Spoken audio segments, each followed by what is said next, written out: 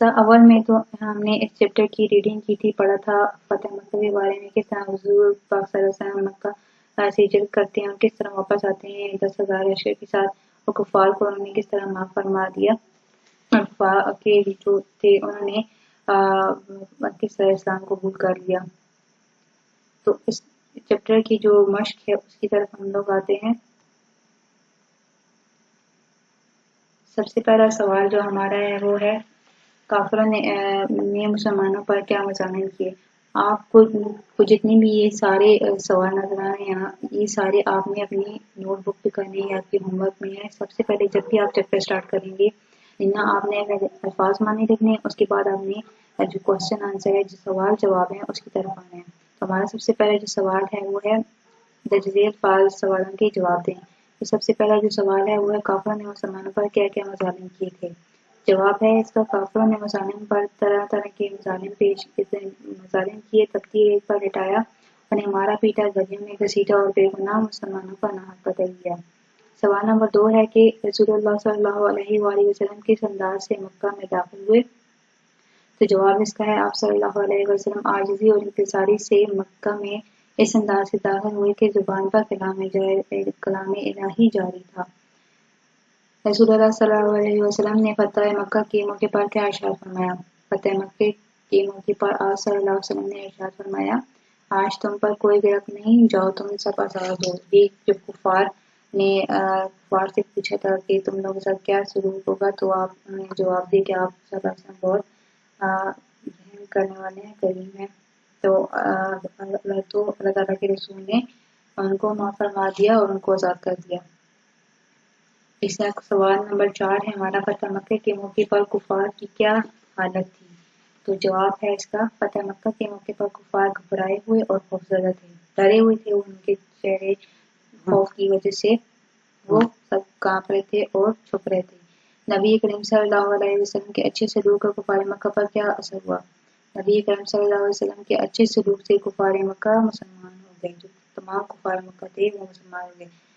اگر اعظم وسلم بھی ان کو سزا دیتے تو وہ اس طرح کافر رہتے اور وہ ان کی جو نسلیں تھیں وہ بھی مسلمانوں سے اور نفرت کرتے۔ تو اللہ تعالیٰ کے رسول نے کبھی بھی کسی کو بھی نہ کوئی دکھ دیا، نہ آپ صلی اللہ علیہ وسلم نے کبھی کسی کو کوئی چھوٹے سے چھوٹے جو خطا کار تھے جو تھی ان کو معاف فرما دیا، ان کی خطا کو معاف فرما دیا۔ فتح مکہ کے واقعے سے ہمیں کیا سبق ملتا ہے؟ فتح مکہ کے واقعے سے ہمیں یہ سبق ملتا ہے کہ اعلی اخلاق سے دوسروں پر حکمرانی کی جا سکتی ہے۔ ٹھیک ہے، ضروری نہیں کہ آپ کے ساتھ اگر کوئی برا کرے تو آپ اس کے ساتھ برا کرو۔ جس طرح حضرت وسلم کی چچا کو حضرت حمزہ کو کس طرح وحشی نے قتل کیا تھا، اور جو ابو سفیان کی بیوی تھی اس نے کس طرح حضرت کے چچا کے لاش کے ساتھ کس طرح سلوک کیا تھا، مگر اس کے باوجود آپ صلی اللہ علیہ وسلم نے اس کو معاف فرما دیا، اس وحشی کو معاف فرما دیا اور ابو سفیان کی بیوی کو بھی معاف فرما دیا۔ تو اگر آپ کسی پر بھی اچھا اثر ڈالنا چاہتے ہیں تو آپ کو چاہیے آپ اپنا اخلاق اچھا کریں، جس طرح درگزر کریں، جس طرح ہمارے رسول پاک صلی اللہ علیہ وسلم نے کیا۔ کس گھاٹی میں آپ صلی اللہ علیہ وسلم نے 3 سال گزارے؟ جواب ہے اس کا آپ صلی اللہ علیہ وسلم نے شعیب ابی طالب میں 3 سال گزارے۔ شعیب ابی طالب میں نے جو گھاٹی تھی وہاں 3 سال گزارے۔ کوشچن نمبر 3 ہمارا ہے اس میں ضمیر کی تعریف۔ اس میں ضمیر ایسے الفاظ جو کسی اسم کی جگہ استعمال کی جائیں، ٹھیک ہے، اسم کی جگہ اسے ضمیر کہلاتے ہیں، مطلب کسی اسم کی جگہ پہ ہم اسے استعمال کریں، جیسے کہ وہ، آپ، ہم، تمہارا وغیرہ ہے۔ مثال اس کا یہ ہے کہ آپ کو ایک مثال کے ذریعے اس کو سمجھاتی ہوں کس طرح ہم اسم کی جگہ ہم ضمیر کو استعمال کرتے ہیں۔ وہ خوف سے سہمے ہوئے ہیں۔ اب خوف سے سہمے ہوئے ہیں، کون خوف سے، مطلب وہ، اب اشارہ کریں نا، وہ خوف سے سہمے ہوئے ہیں۔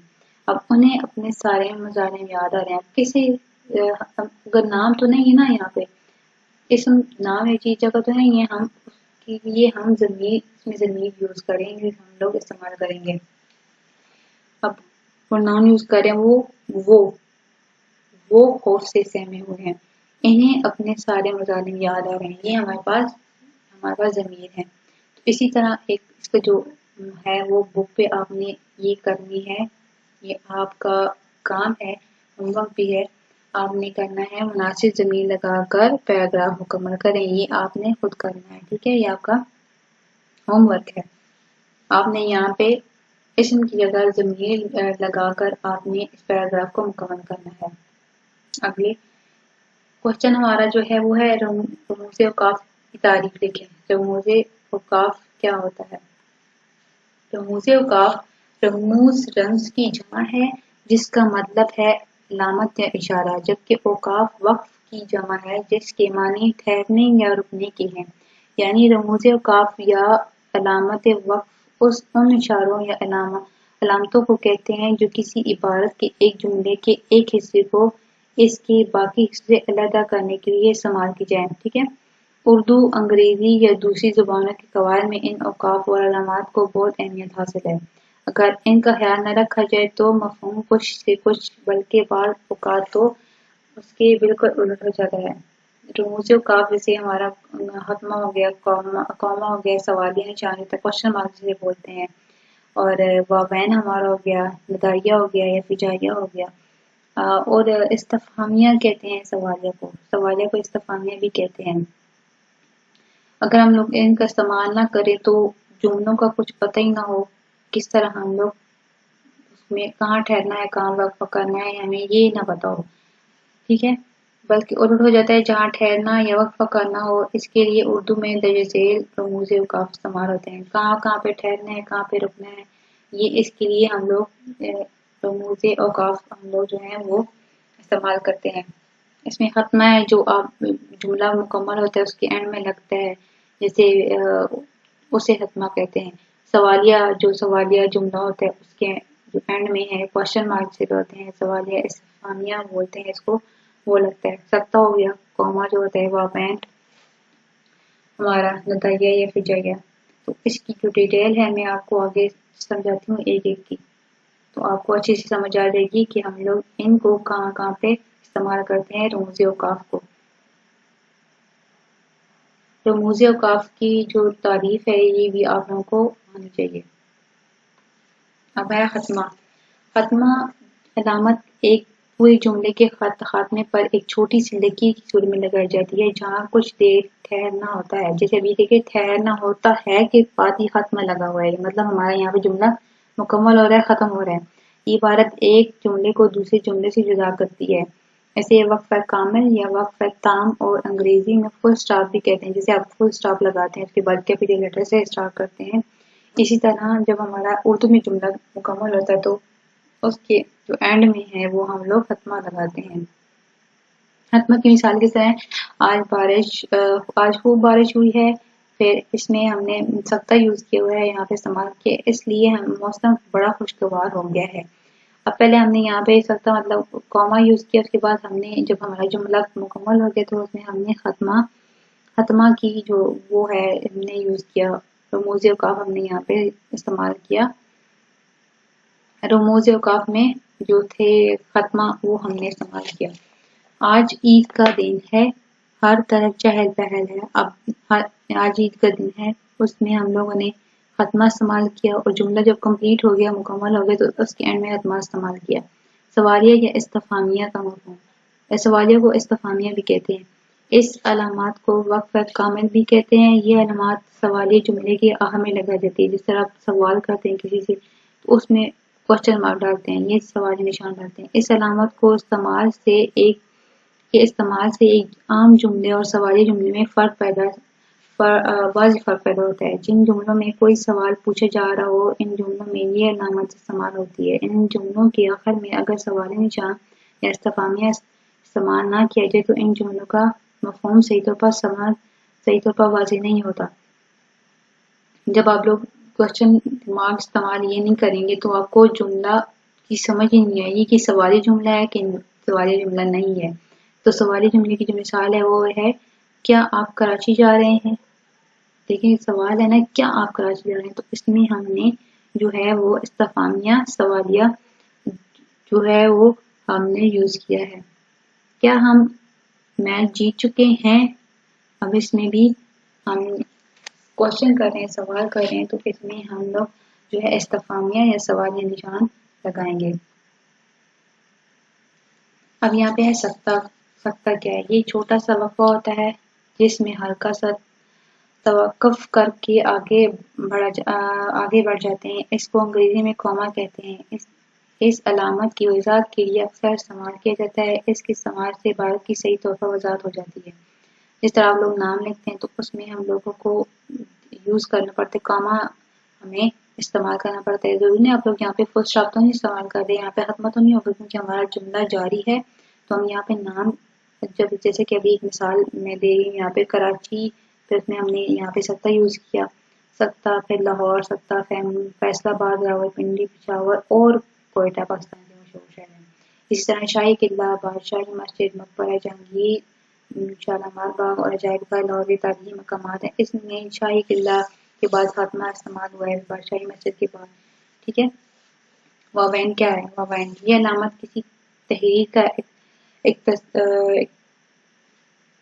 یہ علامت کسی تحریر کا اقتباس یعنی ٹکڑا پیش کرتے یا کسی قول پیش کرتے وقت اس قول یا اقتباس کے شروع اور آخر میں لگائی جاتی ہے. ٹھیک ہے. جس طرح حضور پاک صلی اللہ علیہ وسلم، ایک مثال کے طور پر میں آپ کو واوین کی مثال دیتی ہوں. رسول اکرم صلی اللہ علیہ وسلم کا ارشاد ہے، اس میں آپ دیکھنے شروع میں تم سے پہلے واوین کا استعمال ہوا ہے. اس کے اندر جو ارشاد ہے وہ ہے تم میں سے بہتر وہ ہے جو قرآن سیکھے اور دوسروں کو سکھائے، اور پھر واوین کے اندر یہ سینٹینس استعمال ہوا. مطلب کوئی بات پیش کری ہو، کسی قول ہو، تو اس کے شروع اور آخر میں لگائی جاتی ہے. یہ میں نے اپنے ملازم کو آواز دی، اس کے بعد واوین نور گل، اس کے بعد جو ہے ہم نے ندائیہ یوز کیے، اس نے جواب دیا جی میرے آقا. ٹھیک ہے. ندائیہ اور فجائیہ میں فرق، مطلب اس کی جو ہے وہ نشان تو بالکل سیم ہے، ایک جیسے ہیں. ندائیہ اور فجائیہ مطلب جب بات کرتے ہیں یا کچھ ہوتے ہیں تو کسی کو پکارنا یہاں پہ اور ان جذبات کا اظہار کرنے کے لیے یہ مختلف ہے، مگر یہ لکھنے میں ایک جیسے ہی ہیں. جیسے اب ندائیہ ہوتا ہے کسی کو پکارنا یا مخاطب کرنا ہے. جب آپ درخواست لکھتے ہیں تو اس میں جناب عالیہ کے بعد آپ لوگ ندائیہ ڈالتے ہیں یا ایکسپلینیشن مارکس ڈالتے ہیں، تو اس کا مطلب ہوتا ہے کہ آپ اس کو پکار رہے ہیں. ٹھیک ہے. اس کو مخاطب کر رہے ہیں. جیسے معزز خواتین حضرات، جس طرح اپنے ڈیبیٹ ہم لوگ اسٹارٹ کرتے ہیں اپنی تقریر، تو اس میں ہم لوگ استعمال کرتے ہیں. فجائیہ جو ہوتے ہیں وہ جذبات اور احساسات کے اظہار کے لیے، جیسے واہ ہم میچ جیت گئے، اس کے بعد ایکسپلینیشن مارکس جو ہوتا ہے، یا پھر یہ فجائیہ.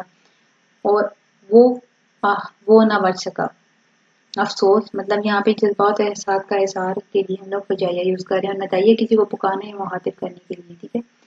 یہ علامت کسی کو آواز دینے یا پکارنے کے وقت استعمال کی جاتی ہے. اس علامت کو ایسے الفاظ یا جملوں کے آخر میں لگایا جاتا ہے جن میں کسی جذبے جیسے خوشی، غم، نفرت، غصہ، تعجب، حیرانی، خوشی، افسوس، خوف، تنبیہ، تحسین یا تحقیر کا اظہار پایا جاتا ہو. مثال کے طور پہ آہ بس آ گئی، ہائے یہ کیا ہو گیا، ہائے یہ کیا ہو گیا. کوئی ہو جاتا ہے، کوئی کام غلط ہو جاتا ہے انسان سے. جس طرح خبردار، تنبیہ کر رہے ہیں نا، غصہ کر رہے ہیں، خبردار اب ایسی حرکت نہ کرنا. اب جب تقریر کر رہے ہیں صدر ذی وقار خواتین و حضرات، اس کے لیے ہم لوگ یہاں پہ استعمال کریں. افسوس، جیسے یہاں پہ اب ہو رہا ہے، غم کا اظہار ہو رہا ہے یہاں پہ، افسوس میرا دوست حادثے میں ہلاک ہو گیا. تو یہ ان رموز اوقاف کے باقاعدہ اگر ہم لوگ لکھیں، کچھ بھی لکھیں، تو کچھ ہمیں سمجھ نہیں آ رہی کہ جملہ کہاں پہ ختم ہو رہا ہے، کہاں پہ ہمیں یہاں پہ وقفہ کرنا ہے، کہاں پہ جو ہے وہ سوالیہ جملہ ہے، کہاں پہ کون کیا کہہ رہا ہے، کس کا کیا قول ہے، آخر میں اور اینڈ میں واوین کہاں پہ استعمال ہوتے ہیں. اسی طرح جب ہم اپنے جذبات کا جو اپنے احساسات کا اظہار کرتے ہیں تو اس کے لیے بھی ہمیں یہ رموز اوقاف ہم لوگ استعمال کرتے ہیں. تو آپ لوگوں کو اس کا استعمال بھی آنا چاہیے، اور آپ لوگوں کو یہ جتنی بھی ہیں رموز اوقاف ہماری بک میں آپ نے لازمی ایک ایک کی ڈیفینیشن بھی لکھنی ہے اور اپنی نوٹ بک پہ یہ لازمی کرنا ہے. یہ آپ کا ہوم ورک ہے اور آپ کو پتہ ہونا چاہیے رموز اوقاف میں ختمہ کس کو کہتے ہیں، فجائیہ کس کو کہتے ہیں، ندائیہ کسے کہتے ہیں، استفہامیہ کیا ہے، سوالیہ کیا ہے. ٹھیک ہے، یہ آپ لوگوں کا چیپٹر تھا جس میں یہ ساری ایکسرسائز ہے اور یہ آپ کا ہوم ورک ہے، یہ آپ نے لازمی کرنا ہے. اور ورک شیٹ پہ الفاظ معنی آپ نے کرنے ہیں. تو آج کا ہمارا چیپٹر ختم ہوتا ہے. سوال جواب آپ نے کرنے ہیں اپنی نوٹ بک پہ اور سب سے پہلے الفاظ معنی کرنے ہیں، اس کے بعد یہ ڈیفینیشن جتنی بھی ہیں آپ نے اپنی نوٹ بک پہ لکھنی ہے.